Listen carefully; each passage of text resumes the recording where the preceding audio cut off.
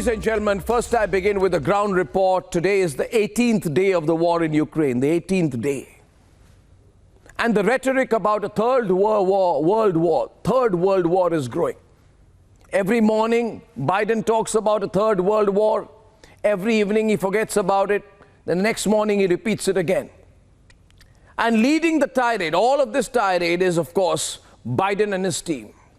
With the lowest approval ratings, the highest disapproval ratings, a man hated and made fun of across the United States of America and the entire world, constantly tells us World War III, ladies and gentlemen, he says, Joe Biden says, is coming. The talk is perfectly timed to distract from his domestic issues, and tonight, it is time to expose the American truth. Hashtag American Truth. Let's debate.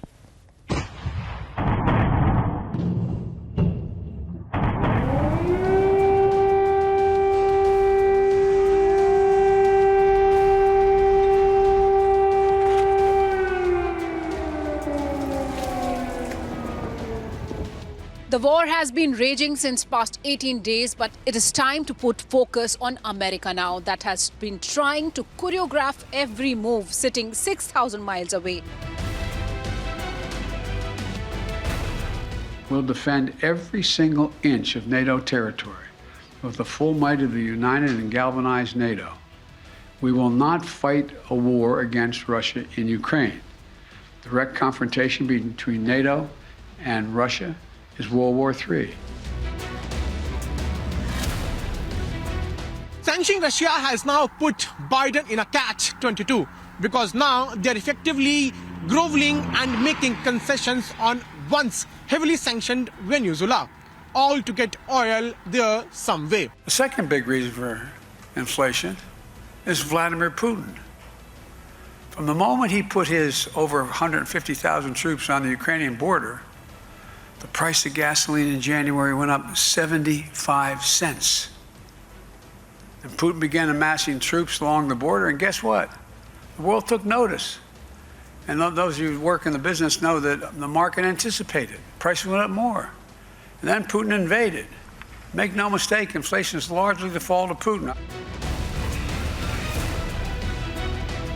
Sanctions on Russia have put the Biden administration in a catch because now they are groveling and trying to give concessions to Venezuela, which was once heavily sanctioned, to get some oil their way. We have an interest globally in maintaining a steady supply of energy, including through our diplomatic efforts. So all of these things come to bear when it comes to Venezuela, as well as to other countries around the world where we have a multiplicity of interests and use diplomacy to try to advance them.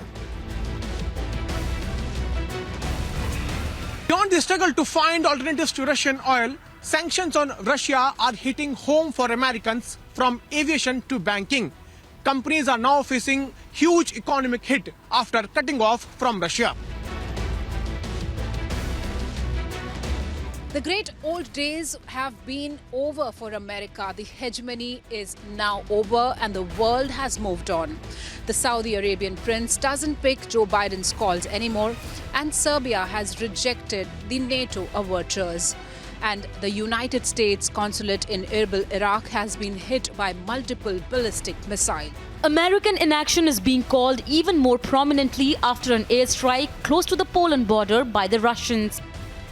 Для цього ми ще раз просимо закрити небо, тому що воювати, ви розумієте, з ворогом, який навіть не долітає до нас, а здійснює запуск крилатих ракет, мати все серйозну систему протиповітряної оборони. Now, America must answer. Let's debate.